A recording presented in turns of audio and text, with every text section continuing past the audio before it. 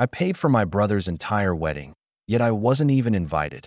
He told me I didn't belong there and smirked as if I meant nothing. But his smile vanished fast when the caterers canceled last minute and the guests were left confused, hungry, and stunned. That's when he finally realized who really made the wedding possible. That I never thought I'd be telling this tale, but here we are. This is the chronicle of how my own brother, Jake, inflicted the deepest betrayal, how he presumed my good nature was a weakness to exploit, how he publicly shamed me, and how he believed he'd escape accountability. He was wrong. Terribly, utterly wrong. From childhood, Jake and I shared a complex bond. We were close, but as years passed, the dynamic shifted. He ascended to the role of the family's golden child, seemingly incapable of error. Our parents lavished him with praise, overlooked his missteps, and treated him with an almost reverent adoration. I, meanwhile, was consistently designated the responsible one, the one expected to yield, to sacrifice, to understand, whenever Jake's self-serving actions caused ripples. Yet, despite it all, my affection for him persisted. I yearned to be a supportive sibling. This yearning led me to make an extraordinary offer when he announced his wedding. Jake and his fiancée, Emily, had meticulously envisioned their dream wedding, a picture-perfect affair. The snag? A gaping financial chasm. The venue, the caterers, the decor, the gown, the florals, every element far exceeded their means. Witnessing their distress and setting aside our strained history, I felt compelled to act. So, I extended an offer. I would underwrite the entire wedding as my gift. Not a loan, no shared burden. Every expense covered. It was a substantial sum, but I rationalized it, thinking, he's my brother. This is a singular moment. If I can bring him joy, why wouldn't I? Jake was ecstatic. Emily wept tears of gratitude. My parents extolled my generosity. For a brief, sweet period, it felt genuinely good, as if my contributions were, at last, truly seen and valued. Then, the narrative twisted. As wedding preparations unfolded, a peculiar pattern emerged. My inquiries about my involvement were met with frustratingly vague responses. Initially, I dismissed it as pre-wedding chaos. But as days bled into weeks, a chilling intuition began to coalesce.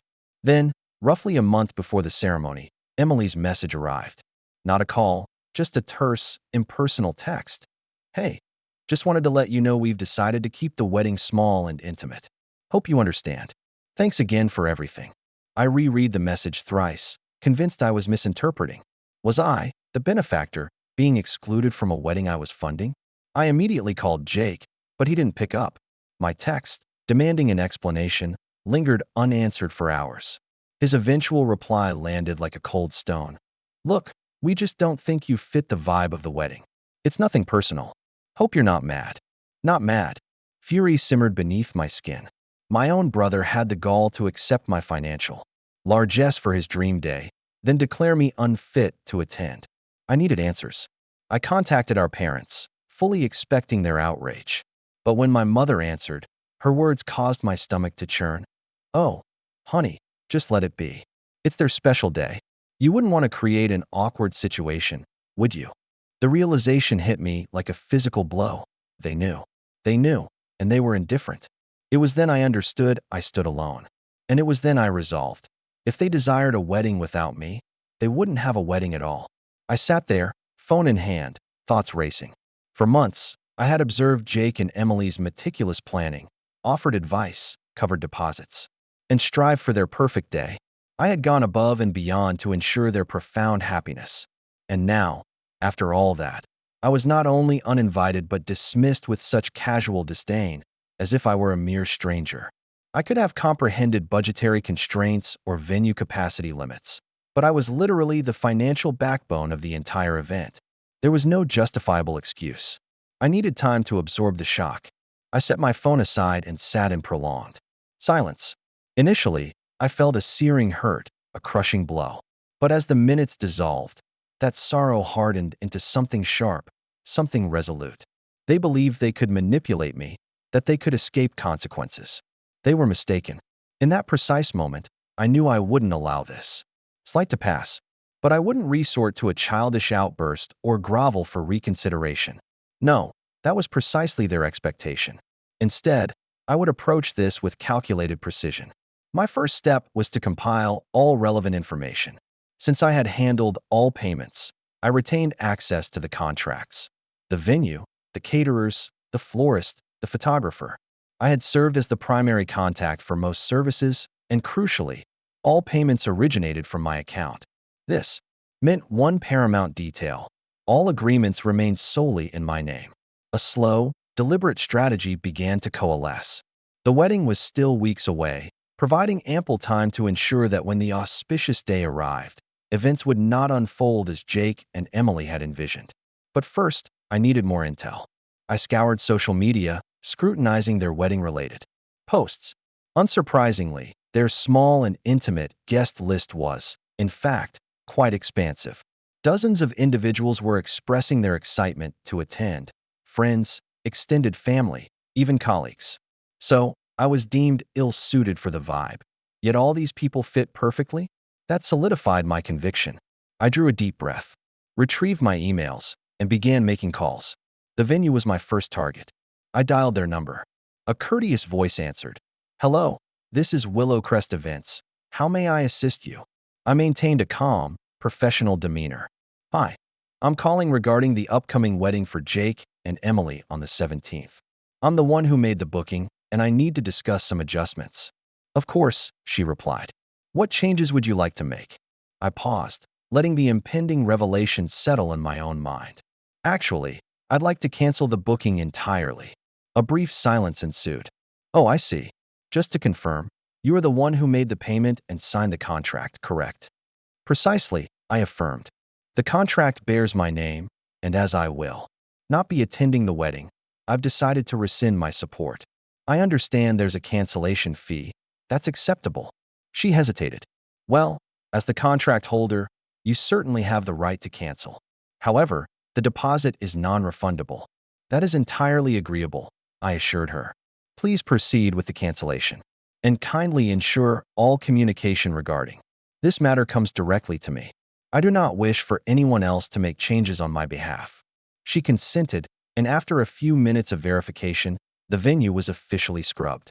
Objective 1 achieved. I replaced the receiver, a wave of profound satisfaction washing over me, but my work wasn't complete.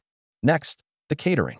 Jake and Emily had designed an opulent menu, multiple courses, an open bar, an exquisite cake they'd lauded for months. Yet, again, I was the one who had funded it. I contacted the catering company, following the same protocol. "Hello, I'm calling about an upcoming event I booked for Jake and Emily. Regrettably, there's been a change of plans, and I need to terminate the catering services." The woman on the other end inquired about my certainty. "We're just a couple of weeks out, so there will be a cancellation fee." "I understand," I interjected smoothly. "Proceed with canceling everything." Within minutes, it was done. The caterers would no longer be preparing for the wedding. Objective 2 achieved. A faint smirk touched my lips, but I was far from finished. The florist, the photographer, the decorations. I systematically moved down my list, canceling every single service. Each call felt like reclaiming a piece of my dignity, unraveling the threads of manipulation Jake and Emily had woven. By the time I concluded, their entire wedding had been stripped bare, reduced to an empty hall they no longer even had access to. All that remained was to observe. Jake and Emily remained blissfully unaware of the impending collapse. The days leading up to the wedding passed with an unsettling quiet. Jake and Emily made no attempt to contact me, a clear indication that they were utterly oblivious to the demolition of their wedding plans. A small part of me, I confess, wondered when they would connect the dots. The venue, the catering, the decor. Surely someone had reached out to them by now, right? But no, I would offer no warning, no hint. I would simply wait. Then, the night before the wedding, my phone vibrated. It was my mother. I considered letting it go to voicemail, but curiosity prevailed. I answered with a casual, "Hey, Mom." The immediate sound was pandemonium, shouts, frantic voices, my mother's sharp, breathless tone. "What have you done?" she demanded. I leaned back in my chair, a smug smile playing on my lips. "I'm not sure what you mean." "Don't play innocent," she shrieked. "Jake just called me. He went to check on the venue, and everything's gone. No decorations, no tables, No setup, nothing. The staff told him the booking was canceled. I feigned surprise. Wow, that's odd. Perhaps he should inquire with whoever actually planned the wedding. Silence. Then her voice, softer, more accusatory. You canceled everything, didn't you? I didn't hesitate. Of course I did. I paid for it. It was in my name, and since I wasn't invited, I saw no reason to fund an event where I wasn't welcome. A sharp intake of breath on the other end. You sabotaged your brother's wedding. No. I corrected, my voice composed. He sabotaged it the moment he chose to exclude me after exploiting my generosity. I merely ensured he faced the consequences. Another voice pierced the background. Chaos, Jake. He was roaring at someone, enraged. What do you mean we have no food? The caterer canceled. What the hell is going on? I could almost hear his world splintering. I checked the time. The wedding was slated to begin in less than 12 hours. Guests would soon arrive, expecting a lavish celebration, only to encounter a void. I almost felt a flicker of remorse. Almost. My mother was still sputtering in disbelief. You truly did this? Yes, I stated simply. And I have no regrets. Before she could utter another word, I disconnected the call. All that remained was to witness the ensuing disaster. The wedding morning dawned, and I could already picture the unadulterated panic engulfing the venue. Jake and Emily must have arrived, expecting a flawless, picturesque setting, only to discover a cold, vacant space. No chairs, no florals, no food, no music, just an expensive, empty room.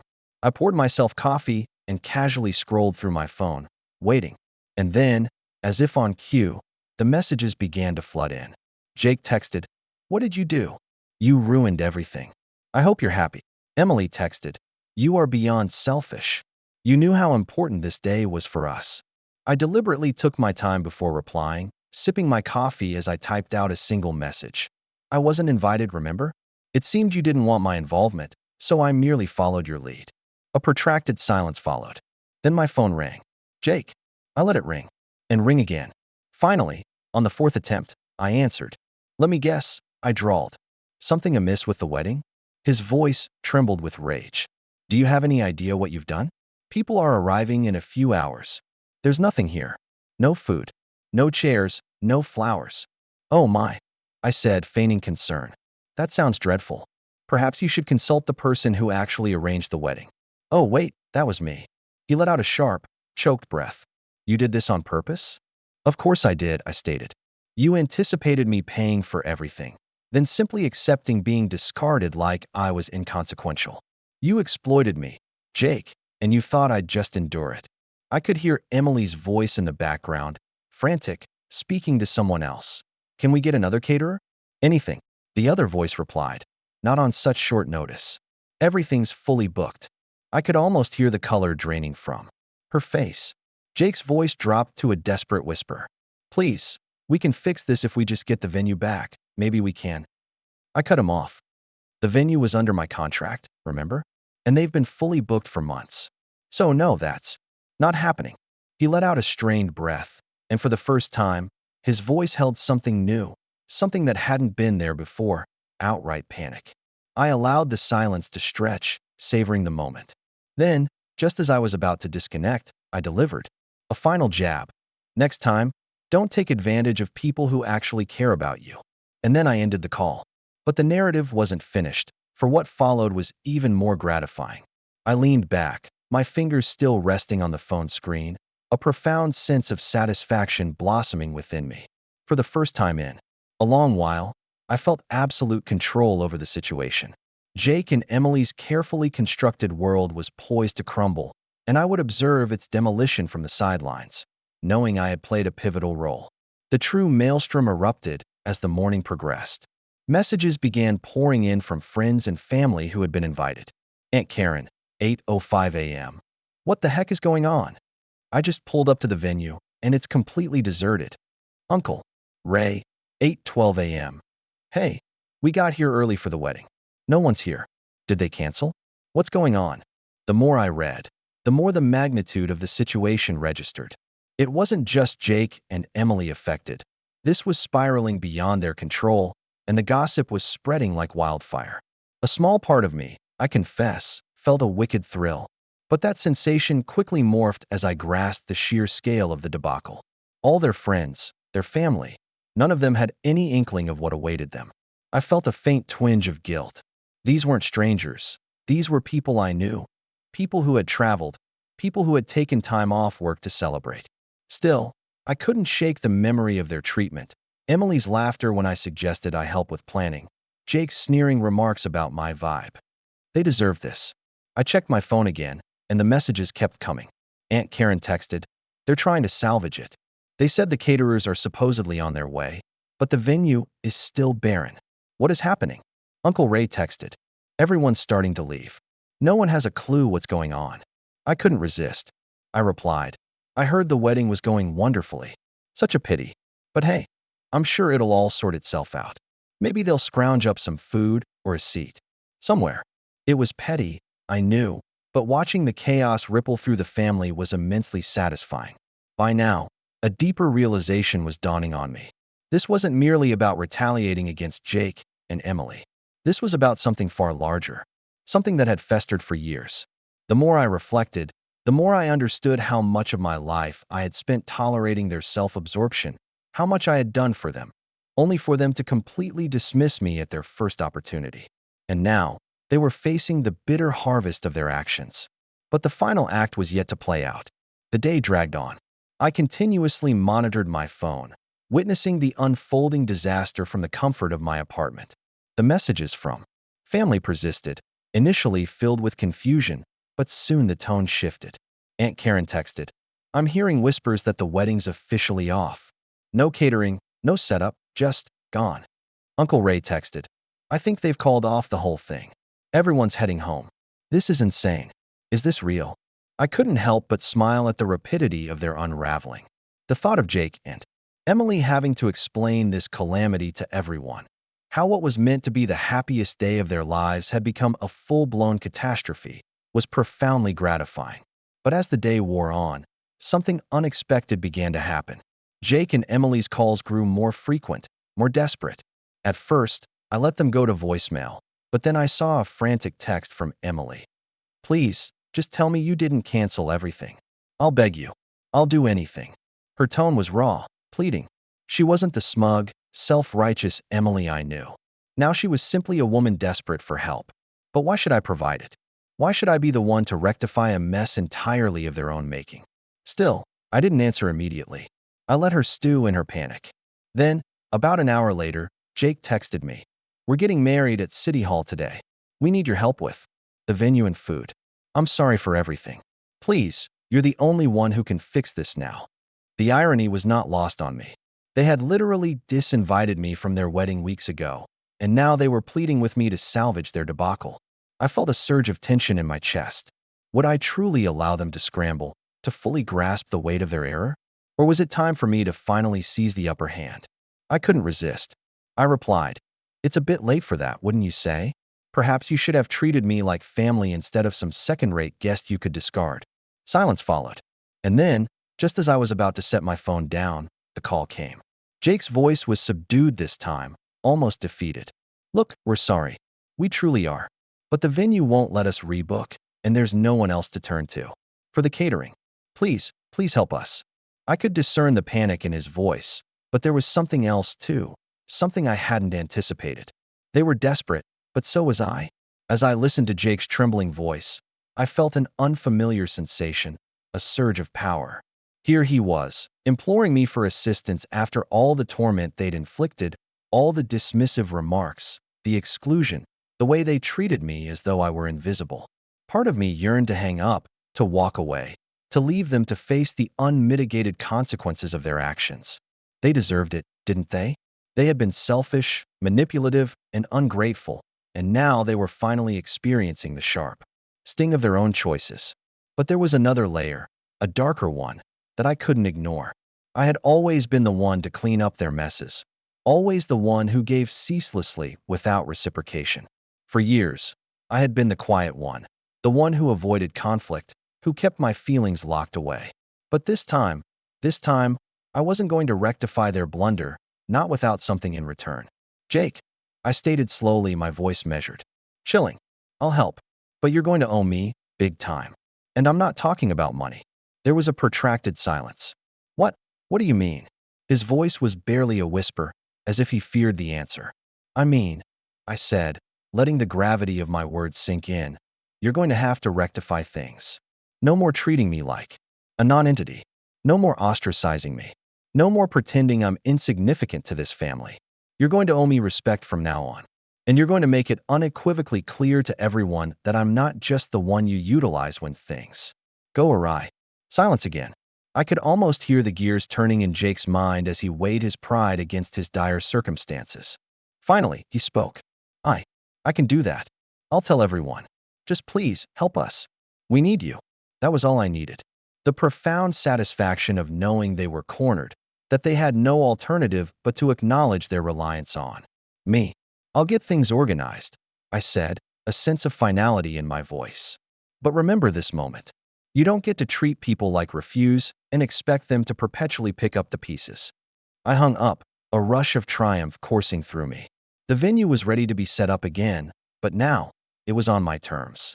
And the true payoff would come when I witnessed the expressions on their faces as they fully grasped the magnitude of what had transpired. But as I prepared to depart, one final message arrived. Emily texted, "Please, we'll be eternally grateful. Please make this right." I paused before responding, taking a moment to relish the power I now held over them. I replied, "You'll be grateful when I say you will be. See you at City Hall." With that, I left my apartment, ready to make my way to the wedding. The stage was set, and now it was time for the final act. But there was still one thing I hadn't expected: how this would all conclude. Upon my arrival at City Hall, the atmosphere was a stark contrast to any wedding I'd ever imagined. And palpable awkwardness permeated the air, as if everyone sensed something amiss but couldn't quite pinpoint it. The small assembly in the lobby appeared uncomfortable, clustering and murmuring amongst themselves. Jake and Emily stood by the front desk, looking more like survivors of a skirmish than a couple on the cusp of marriage. They spotted me immediately, their faces illuminating with a mix of relief and unease. "Thank you for coming," Emily said, her voice wavering. "We truly appreciate it." She looked at me, almost pleadingly, as if I were some kind of messianic figure. Jake, ever the proud one, remained largely silent, his eyes evading mine, as if he couldn't quite bring himself to confess the depth of their blunder. I approached them slowly, absorbing the tension that filled the room.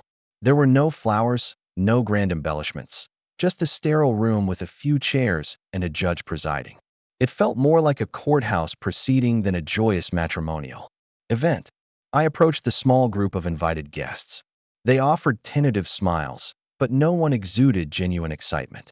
Everyone had anticipated a grand celebration, but instead, they were left in an uncomfortable limbo, uncertain of the situation. As I took my seat, a quiet satisfaction settled in the pit of my stomach. This was it.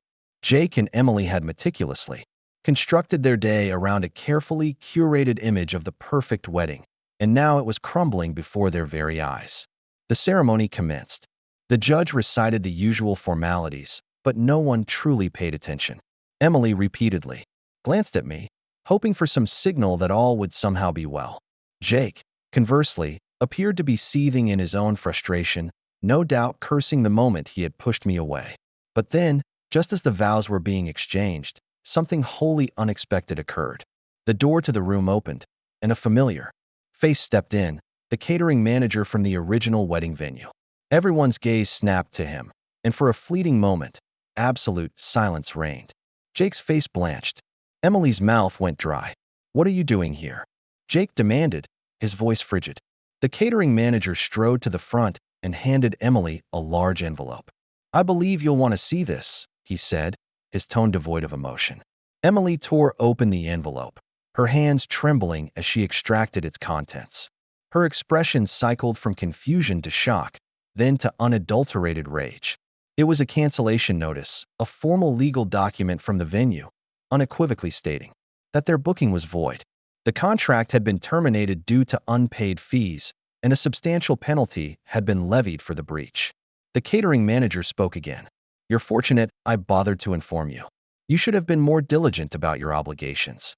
It was at that precise moment, standing before a room full of people who had witnessed the entire unraveling. That Emily finally broke. I thought we were going to get married today, she whispered, the brutal truth sinking in. Jake's face turned scarlet. He stepped toward the catering manager, his anger flaring. This is your fault. You were supposed to keep everything together. But the manager didn't flinch. You should have been more responsible. But then again, I suppose that's what happens when you treat people as disposable. I observed the scene unfold, every fiber of my being suffused with satisfaction. Jake and Emily had been so utterly confident, so certain they could manipulate every circumstance without repercussions. And now, here they were, walls closing in, their perfect day, crumbling to dust. But the most gratifying aspect? They had no one to blame but themselves. As the catering manager exited, my gaze met Emily's. A quiet understanding passed between us. She looked defeated, her smile vanished, her confidence shattered. For a fleeting second, I almost felt a flicker of pity. But then I recalled everything that had led to this moment, and no, they didn't deserve my sympathy. They didn't deserve anything. The judge, sensing the profound tension, awkwardly cleared his throat and concluded the ceremony as swiftly as possible. No one applauded when they were pronounced married. In fact, the guests promptly filed out, leaving Jake and Emily to confront the fallout of their choices. I exited the room slowly, my heart thrumming. The day had been an emotional roller coaster. But ultimately, I knew I had made the correct decision. I had finally seized control of my own life and ensured they paid for their disrespect. As I stepped outside, I couldn't help but smile to myself. It had been the perfect revenge. And as for Jake and Emily, they would never forget the lesson they learned that day.